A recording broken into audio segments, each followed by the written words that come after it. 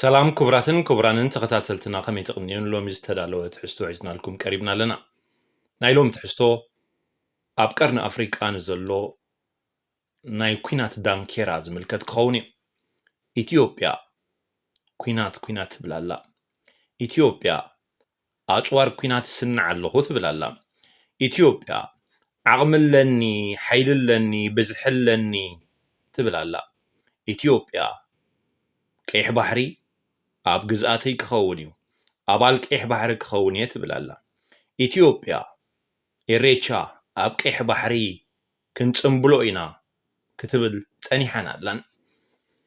حلفتي ناي بلتقنا بسفل عليه مدرغ نكونتات كيح بحري قمون نودب عسبن ناي سومالي لاند ودب بربران زملكت بزح مدرتها تقرب له كوينات أب قرن أفريقيا عزيزو شتت اللو زتفل عليه مجلسيتات أب زتفل عليه محبراو مرخبيا بإثيوبياويان يزنبلو نغحي بحري زملكت مهورن زي مهورن أمدر اللو كوينات 120 مليون سلزقنا نتوم ناشتو 5 مليون ويون تحتيو نتوم سدت فحفح زبلهم نتوم ولك أملاخي سرعات زي حقزهم نتوم سدتنيتات كوينم نابانا زمچو نتوم تمالي زوررنا يوم حجون كن ورمينا زعينتو مقلتي نسمع لنا زتفلاليو مرحتي بوليتيكاوያን وتهدراوያን كمون أب زتفلالي سيفيلاوي هيوت زركب إثيوبياوያን كوينات يزمبرلو نسلام زخون لبي رحقوهم اللو فيسبوك إنستغرام تويتر يوتيوب كمون كأند مرخبيتات بزوهانا إثيوبيا كم EBS فانا EBC أب زتفلالي زيناتاتهم يزاربلو فتا ديلي تايمز أندافتا زبهالو بزحات ميدياتات بزعبا كينات يسب كلو عسب تمال ناتنا نيرو لو مناتنا خنقبرو إنا بحيل استوسدن عسب بسنك حوحات استوسدن عسب كنملسو إنا يبهالالو اتاكا بحيل بحري إيرترا زي عب عغمز اللوا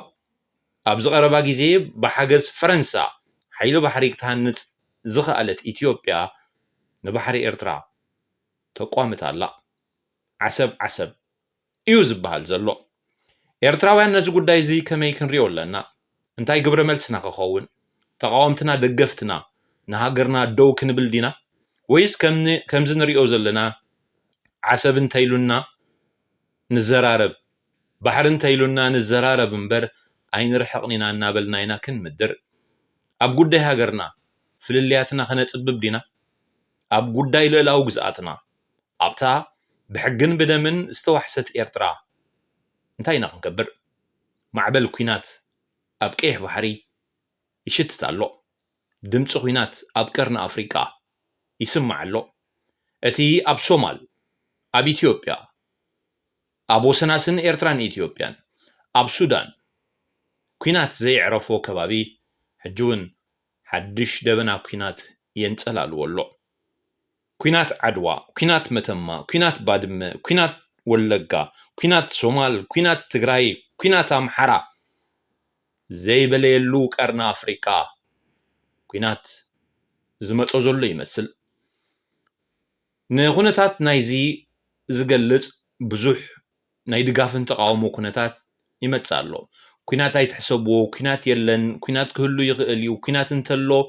ፀገም የለን ክንስዕሮም ኢና ከነንበርክኾም ኢና ይበሃል ኣሎ እቲ ባይታ ከመይ ክኸውን ይሽዑ ምስ መፀ ክረአ እዩ እንተኾነ ግን ኣብዚ ሕጂ ግዜ ነቶም ባሕሪ ዝብሉ ዘለዉ ሰባት መልሲ ክወሃቦም ይግባእ ከምቲ ዝምድርዎ ዘለዉ ከምቲ ኣብ ዝተፈላለየ መራኸቢ ብዙሃን ዝዛረብዎ ዘለዉ ኩሎም ኤርትራውያን ተቃወምቶም ደገፍቶም መልሲ ክህብሉ ዝግባእ ግዜ እዩ ኢትዮጵያ ባሕሪ ነይርዋ ኣይፈልጥን ኢትዮጵያ ወደብ ነይርዋ ኣይፈልጥን ኢትዮጵያ ወሪራ ካብ ዝሓዘቶ ግዝኣት ኤርትራ ተፀራሪጋ رحيقة حجون إثيوبيا أبتزلات توينا ወደብ ክጥቀም ሓግዙኒ ምባል እምበር ሓይልለኒ ብዝሕለኒ ኣፅዋር ኣለኒ ብማለት ንወደብ ኤርትራ ምቁማት ክትገድፎ ኩሎም ኤርትራውያን ወፍሪ ክገብሩ ይግባእ። ምስ ፍሕፋሕ ዝኣመላ ኢትዮጵያ ዓባይ ነይረ ዓባይ ክኸውን እየ ትብል ኢትዮጵያ ዓባይ ከም ዘይኮነት ከተስፋሕፍሕ ከም ዘይኮነት በቲ ዘላቶ ደው ክትብል ከም ዘለዋ ክንገራ ክኽእል ኣለዎ። ብዝሒ 120 ሚልዮን የሸግራ እንድሕር ኣሎ ናይ ወሊድ መከላኸሊ ትግበር ብዝሒ እንተደኣ ፀገማ ኮይኑ ነቲ ዘለዋ ብዝሒ ከም ፀጋ ቆፂራ ንስራሕ ንሞያ ንትምህርቲ ንምትሕቁቃፍ ንሓድነት ናይ ህዝባ ክትጥቀመሉ ዘይትኽእል እንድሕር ኮይና ናይ ወሊድ መከላኸሊ መዕገሲ ክትገብር ክትምከር ኣለዋ እንተደኣ ከም ምኽሪ ዘድልያ ኮይኑ እንተኾነ ግን ብዙሓት ኢና እሞ ክንወረኩም ኢና ክንበልዓኩም ኢና ማለት ግቡእ ኣይኮነን። እዚ ነገራት እዚ ምስ ብዙሓት ዓለማውያን ምዕባለታት ይኽሰት ስለ ዘሎ ብትኹረት ጠመተ ዝግብኦ ጉዳይ ምዃኑ ኩልና ከነስተውዕለሉ ዝግባእ ነጥብ እዩ። ስለዚ ኢትዮጵያ ኩናት ይኣኽላ እቶም ኣብ ዝተፈላለየ ማሕበራዊ መራኸቢታት እናመፁ መደረ ዝገብሩ ዘለዉ ምሁራቶም ዘይምሁራቶም ፖለቲከኛታቶም ዘይፖለቲከኛታቶም ተዓገሱ ክንብሎም ብቋንቋኦም ብልዙብ ኣገባብ ብሕጋውነት ክንነግሮም ይግባእ። ብዙሕ ግዜ ኣብ ዝተፈላለየ ኣጋጣሚ ከም ዝሰማዕናዮ ዓሰብ ናይ ኤርትራ ይኮነት ናይ ኢትዮጵያ ይኮነት ናይ ዓፋር እያ ተባሂሉ ናይ መንነት ሕቶ ብምምፃእ ኣብ ጉዳይ ህዝቢ ዓፋር ኣብ ኤርትራ ኣብ ኢትዮጵያ ከምኡውን ኣብ ጅቡቲ ንዘለዉ ዓፋር ሓደ ናይ ናፅነት ምንቅስቃስ ከለዓዕሉ ተባሂሉ ቀይሕ ባሕሪ ዓፋር ከምኡውን ኣብ ኢትዮጵያን ኣብ ጅቡትን ዝተፈላለየ ናይ ዓፋር ምንቅስቃሳት ከም ዝካየዱ ተገይሩ ብዙሕ ምንቅስቃሳት ይግበር ከም ዘሎ ንርኢ ኢና። ዓሰብ ግን ኣካል ደቡባዊ ቀይሕ ባሕሪ ኤርትራ እቶም ኣብኡ ዘለዉ ዓፋር ድማ ብምሉኦም ኤርትራውያን እዮም። ኤርትራውያን ክንከውን ኢና ኢሎም ዘይኮነ ኣብታ ኤርትራ ትበሃል ዘላ ሃገር ስለ ዘለዉ እዚ ድማ ብመግዛእታዊ ውዕላት ዝተረጋገፀ ዶብ ዘለዎ ሃገር ቦታ መሬት ልዕላዊ ግዝኣት ስለ ዝኾነ ኤርትራውያን እዮም። ብውልቁ ካልእ ምክንያት ኣለኒ ኤርትራዊ መንነት ኣይደልን ኤርትራዊ ዜግነት ኣይደልን ኣብ ኤርትራ ክነብር ኣይደልን ወይ ካልእ ምክንያታት ኣምፂኡ ክኸይድ ዝደለየ ሰብ ካብ ዝኾነ ይኹን ብሄር ካብ ዝኾነ ይኹን ፖለቲካዊ ድሕረ ባይታ ካብ ዝኾነ ይኹን ናይ ማሕበራዊ ቀፀላ ንዘለዎ ቦታ ገዲፉ ክኸይድ ፀገም የብሉን። ብደረጃ ብሄር ምንቅስቃስ ፈጢርካ ልዕላዊ መሬት ሕጋዊ ግዝኣት ክትምንጥል ክትምንዝዕ ምፍታን ግን ዓገብ። ከምኡውን ዓሰብ ኣካል ናይ ወሎ ግዝኣት እዩ ነይሩ ራስ ገዝ እዩ ነይሩ ኣብ ግዜ ከምዚ ብግዜ ከምዚ ተባሂሉ ይግለፅ እዩ። ራስ ገዝ ዝኾነሉ እኮ ኣብቲ ኢትዮጵያ ወራር ፈፂማ ድሕሪ 1958 ኣብ ኤርትራ ብዝመፀ ፖለቲካዊ ምትእትታው ንቋንቋ ትግርኛን ዓረብን ዕኒኻ ንኣምሓርኛ ከም ወግዓዊ ቋንቋ ናይ ትምህርቲ ምጥቃም ንፌደሬሽን ገና ብግዚኡ ምፍራስ ህዝቢ ኤርትራ ናፅነቱ ረፈረንደም ከየካይድ ምዕንቃፅ ድሕሪኡ እውን ሙሉእ ወራር ወተሃደራት ኮማንድስ ብምልኣኽ ወራር ብምግባር ድሕሪኡ እዩ ናብ ዓሰብ ወይ ናብ ካልእ ቦታታት ኤርትራ ምንቅስቃስ ናይ ሃይለ ስላሴ ድሕሪኡ እውን ምንቅስቃስ ናይ ደርግ መፅዩ። ኣብ ግዜ ደርግ ድማ እዩ ኤርትራ ከም መበል 14 ክፍለ ግዝኣት ተኣውጁ ዓሰብ ድማ ኣካል ናይቲ ናይ ወሎ ራስ ገዝ ዝነበረ ኣብኡ ከም ዝኣቱ ተገይሩ ማለት እዩ። ስለዚ እዚ ሓሶት እዚ ዓሰብ ናትና እዩ ዓሰብ ከምዚ ወደብና የየልካ ምብካይ ዝተፈላለየ ብኣርቲፊሻል ኢንቴሊጀንስ ተሓጊዝካ ወይ እዚ ብኣርቲፊሻላዊ ብልሕት ሓጊዝካ መራኸብ ባንዴራ ኢትዮጵያ ዘለዎን መራኸብ ኣብ ማሕበራዊ ሚድያታት ኣብ ባሕሪ ከም ዘለዋ እናርኣኻ ዝግበር ዘሎ ምልጣፍ ኤርትራውያን እቲ ባሕሮም ባንዴርኦም ኣንበልቢሎም ልዕላዊ ግዝኣቶም ምዃኑ ዝገልፅ ከምኡ ዓይነት ተመሳሳሊ ናይ ኣርቲፊሻል ኢንቴሊጀንስ ምስልታት ብምድላው ግብረ መልሲ ክህቡ ይግባእ። ስቕታ ፀገም እዩ ዘምፅእ። ስቕ ምባል ተባሂሉ ስቕ ንሰማዕ ኣለና ግን ስቕ ኢልና ስቕ ክንብል መሪፅና ስቕታ መልሲ እዩ ሓደ ነገር እዩ። እሱ ካልእ ናቱ ሸነኽ ሒዙ ክኸይድ ጽቡቕ እዩ ህዝቢ ግን መልሲ ክህብ ክኽእል ኣለዎ ፖለቲካዊ ዲፕሎማሲያዊ ቋንቋ ዝጥቀሙ ሰባት ክጥቀሙ ጽቡቕ እዩ እቲ ዋና ግዛት ዋና ኤርትራ ዋና መሬቱ ዝኾነ ህዝቢ ግን ነዚ ዝግበር ዘሎ ብዝተፈላለዩ ልኡኻትን ዘይልኡኻትን ብዝመሰሎምን ብዝተደናገሩን ብዘንቀዱን ብዝሓልሙን ሰባት ዝበሃል ዘሎ ግን መልሲ ክወሃቦም ግቡእ እዩ ኢትዮጵያ ባሕሪ የብላን ኢትዮጵያ ወደብ የብላን ኢትዮጵያ ባሕርን ወደብን ነይርዋ ኣይፈልጥን እዩ ኢትዮጵያ ባሕርን ወደብን ኣይክህልዋን እዩ ኣብ ውሽጣ ዘሎ ማያት ክትጥቀም ናታ ጉዳይ እዩ ንማያታ ቁሊሕ ዝበሎ የለን ማያት ኤርትራ ግን ልዕላዊ ግዝኣት እዩ ኣብ ሰሜን ይሃሉ ኣብ ደቡብ ኣብ ማእከል ይሃሉ ኣብ ጫፍ ልዕላዊ ግዝኣት ናይ ኤርትራ ምዃኑ ክፍለጥ ጽቡቕ እዩ ክንገሮም ከዓ ክኽእል ኣለዎ ማለት እዩ እቶም ብእንግሊሽ ትኽእሉ ብኣምሓርኛ ትኽእሉ ብዓረብ ትኽእሉ ብካልእ ቋንቋታት ትኽእሉ ኢትዮጵያ ንኩናት ምድላዋት ትገብር ከም ዘላ ኢትዮጵያ ኣቐዲማ ስነኣምራዊ ኩናት ክትፃወት ትፍትን ከም ዘላ ብመንገዲ ሙላቱ ተሾመ ብመንገዲ ኣብይ ኣሕመድ ብመፅሓፉን ብዙሕ ግዜ ኣብ ፓርላማ ቀሪቡ ይኹን ኣብ ናይ ብልፅግና ፓርቲ ብዝግበር ኣኼባታት ቀሪቡ ብዛዕባ ቀይሕ ባሕሪ ብዛዕባ ኣፍ ደገ ባሕሪ ዝተዛረቦ ንዓሰብ ንባፅዕ ከምኡውን ካልኦት ናይ ሶማልን ጅቡትን ወደባት እናጠቐሰ ዝገብሮ መግለፂታት መልሲ ክወሃቦ ክኽእል ኣለዎ እሱ ጥራይ ዘይኮነ ካልኦት ሬድዋን ሁሴን ወሲኽካ ብርሃኑ ጁላ ወሲኽካ ሽመልስ ኣብዲሳ ካልኦት ኣለና ዝብሉ ዘለዉ ኣብቲ ሃገር ኣብ ስልጣን ዘለዉ ሰባት ዝገብርዎ ዘለዉ ደው ንኽብሉ ብዝተፈላለየ ቋንቋታት ክፅሓፈሎም ክኽእል ኣለዎ ክድረፍ ኣለዎ መግለፂታት ክወሃብ ኣለዎ እቶም ኣብ ማሕበራዊ መራኸቢታት ትሰርሑ ዘለኹም ሰባት ድማ ብንጥፈት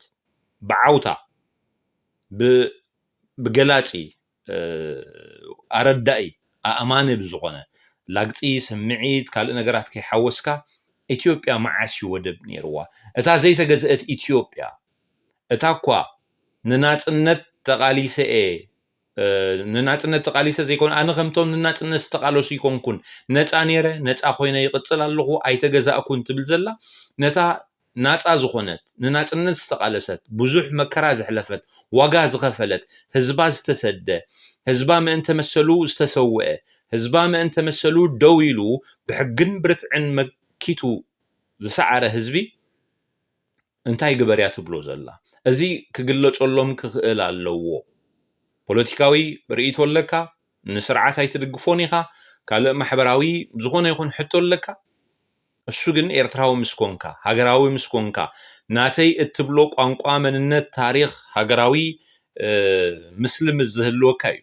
እንድሕር የብልካን እዩ ባሕሪ የብልካን መሬት የብልካን ልዕላውነት የብልካን ስለዚ ካልእ ሕቶታትካ ከተቕርብ ኣይትኽእልን ኢኻ ማለት እዩ ስለዚ ጫውዒት ንኩሎም ኤርትራውያን እነቕርቦ ነዞም ኩናት ዝብሉ ዘለዉ ኖ ኣይፋልኩምን ሰላም እዩ ዝሓይሽ ኩናት በላዕ ሰብ እዩ ኩናት በላዕ ፀጋታት እዩ ኩናት ንብዝሕኩም ዘውሕደልኩም እዩ ኩናት ንፀጋታትና ዘጥፋልና እዩ ኩናት ንሰላም ቀቲሉ ፀጋታት በሊዑ ንኩልና ረማሚሱ ኮፍ ዘብልና እዩ ክበሃሉ ልዕሊ ኩሉ ግን ኤርትራ ሃገር ስለ ዝኾነት ልዕላዊ መሰላ ተጠቂማ ንህዝባ ኣተሓባቢራ ክደት ድያ ፀዊዓ ከም ዝበሃል ዘሎ ካልእ ጥርዓናት ድያ ናብ ዝምልከቶም ኣካላት ኣቕሪባ ከምዚ ዝግበር ዘሎ ድማ ናይ ስነ ኣእምራዊ ኩናት ብምኽፋት ክትቃለስ ገብረ መልሲ ክትህብ ሕጋዊ መሰላ እዩ ስለዚ ኩሎም ኤርትራውያን ነዚ ተረዲኦም ኣብ ዝተፈላለየ ኩርናዓት ናይ ሃገር ናይ ዓለም ይሃሉ ዝተፈላለየ ፖለቲካዊ ሕቶታት ይሃልዎም እዚ ምእንቲ መሰሎም ምእንቲ ሃገሮም ምእንቲ ህዝቦም ምእንቲ ገዛእ ርእሶም ከኣደው ምባል መሰሎም ምዃኑ ብምፍላጥ ክቃለሱ ግቡእ እዩ ካልእ ኢትዮጵያውያን ነዚ ናይ ዓሰብ ናይ ባሕሪ ወይ እውን ዓበይቲ ናይ ምዃን ሕቶ ዘቕርቦ ሃይማኖታዊ መልክዕ እውን ክህብዎ ይፍቱን እዮም ፍካሬ ኢየሱስ ከምዚ እዩ ዝብል ዓበይቲ ክንከውን ኢና ትንሳኤ ኢትዮጵያ ክመፅእ እዩ ኢትዮጵያ ኢዳና እግዚአብሔር ትዝርግሕ ንሕና እኮ መጽሓፍ ቅዱስ ከምዚ ኢና እናበልካ መዓት ሃይማኖታዊ ትርጉም ክወሃቦ ይፍትን እዩ እዛ ናይ ኣይሁድ ናይ ሙስሊም ናይ እምነት ዘይብሎም ሰባት ናይ ኦርቶዶክስ ናይ ኬንሻ ናይ ካቶሊክ ዝኾነት ሃገር ብፍካሪ ኢየሱስ እትግለጸሉ ወይ እውን ከምዚ ዝበሃል ጥሙሕ ኣለና ወይ ሃይማኖታዊ ትንቢት ኣሎ ተባሂልካ እናበልካ ምግላጽ እንታይ ማለት እዩ? ሃገራት ዶባተን ብፍላይ ኣብ ኣፍሪቃ ዘለዋ ሃገራት ዶባተን ድሕሪ ውዕል ናይ 1884 ኣብ ዋዕላ ናይ በርሊን ኮንፈረንስ ዝበሃል ኣብ ጀርመን ኣብ ዝተኻየደ ድሕሪኡ ብዝተገብረ ስምምዓት ካብቲ ዕለት ካብቲ ዓመተ ምህረት ተበጊሱ ብዝተገብረ ስምምዓት ዝተወሰነ ዶባት እዩ ዘለዎ ቅድሚ ኢትዮጵያ ትበሃል ኣይነበረትን ኢትዮጵያ ብራእሲ ተክለ ሃይማኖት ብራእሲ ኣሉላ ብራእሲ ብሃፀይ ዮሃንስ ብሃፀይ ቴድሮስ ነንሕድሕዳ እታ ኢትዮጵያ ትበሃል ኣብ ሰሜን ኢትዮጵያ ጥራይ ዘላ ኸማን ትኻልእ ክፋል እውን ኣይነበረን ኢትዮጵያ ትበሃል ሃገር ኣይነበረትን ሕጂ እውን እዚ ዘለዋ ቅርፂ ንቋንቁኡ ንሃይማኖቱ ካልእ ማሕበራዊ ድሕረ ባይትኡ ዝቃለስ እምበር ከም ሃገር ንሃገር ዝተቃለሰ ኢትዮጵያ እውን ኣሎ ክንብል ኣይንኽእልን ኣይረኣናን እዚ ንሪኦ ዘለና ኣነ ትግራዋየ ነምሓራያ ኦሮሞያ ከጥፋእካያ ቀትለካያ እናተባሃለ ዝግበር ዘሎ ፍልልያት ዘለዋ ኢትዮጵያ ነዚ ንዓመታት ፀኒሓ መስፍናዊት ዝተመቃቐለት ሃገር እያ ኤርትራ ግን ቅድሚኣ ሃገር ዝኾነት ብዝተፈላለየ ናብ ዴሞክራሲያዊ ዘመናዊ ዴሞክራሲያዊ ህይወት ዝመሳሰል ሕግታት ቅድሚ 900 ገለን ዓመታት ዝነበሮ ህዝቢ ዘለዋ ሃገር እያ ትዶብ መዓስ ተነፂሩ ከምዚ ዝብሎ ዘለኹ እዩ እቲ ህዝቢ ግን ገዛእ ርእሱ ክኢሉ ክነብር ዝኽእል ዝነበረ ኣዝዩ ፍሉይ ዝኾነ ታሪክ ዘለዎ ህዝቢ እዩ ካብ ቀደሙ ማለት እዩ ስለዚ ሃይማኖታዊ ትርጉም እናሃብካ ንሃይማኖት ንኩናት መስበኺ ክትጥቀመሉ ከዓ ፅቡቕ ኣይኮነን ስለዚ እዚ ዝካየድ ዘጋጥም ዘሎ ምንቅጥቃጥ መሬት ክሳብ ንኣፍሪቃ መቂሉ ባሕሪ ዝፈጥረልኩም ተዓገሱ 1 ሚልዮን ድዩ 2 ሚልዮን ዓመት ተዓገሱ እንተ ሕጂ ግን ኤርትራውያን ዓበይቶም ንኣሽቶም ደቆም ደቂ ደቆም ንስለ መሬቶም ንስለ ርስቶም ደው ክብሉ ምዃኖም ክንገሮም ክኽእል ኣለዎ ነዞም ሰባት እዚኦም ኣነ ብኤርትራ ዘሎ ስርዓት ዘለዎ ድኽመት ዘለዎ ፀገም ዘለዎ ጥሕሰት ናይ ሰብኣዊ መሰላት ዘለዎ ድኻም ናይ መንግስታዊ ቅርፂ ይርዳእኒ እዩ ዋላ ከምኡ ይኹን እዚ ዘቤታዊ ኤርትራዊ ጉዳይ እዩ ስለዚ እዚ ኤርትራውያን ጥራይ ዝውስንዎ ጉዳይ እዩ ከምኡ ስለ ዝኾነ ነቲ መንግስቲ ትቃለሶ ወይ ትፃረሮ ስለ ዘለኻ ዝኾነ ጎረቤት መፂኡ ብዛዕባ ሃገርካ ብዛዕባ ልዕላውነትካ ብዛዕባ ታሪክካ ክቆናፅል ከናእስ ክደፍር ንወራር ክብገስ ተፍቅድ ኢኻ ማለት ኣይኮነን ኣብ ቤትካ ዘሎ ዘቤታዊ ሕቶ ክትፍውስ እንተደኣ ኮንካ ኣቐዲምካ ንደጋዊ ተፃብኦ ንደጋዊ ፀገማት ክትኣሊ ፅቡቕ እዩ እንተደይኮነ ምሳኹም ኮይነ ክሃርመኩም እየ ምስኦም ኮይነ ክሃርመኩም እየ መፃኹኹም ኢልካ ኢደቤዛ ወይ መሳርሒ ናይ ዝንወራር ዘንቅል ዘሎ ምንቅስቃሳት ዝገብር ዘሎ ሓይሊ ምዃን ጉጉዩ ኢና ንብል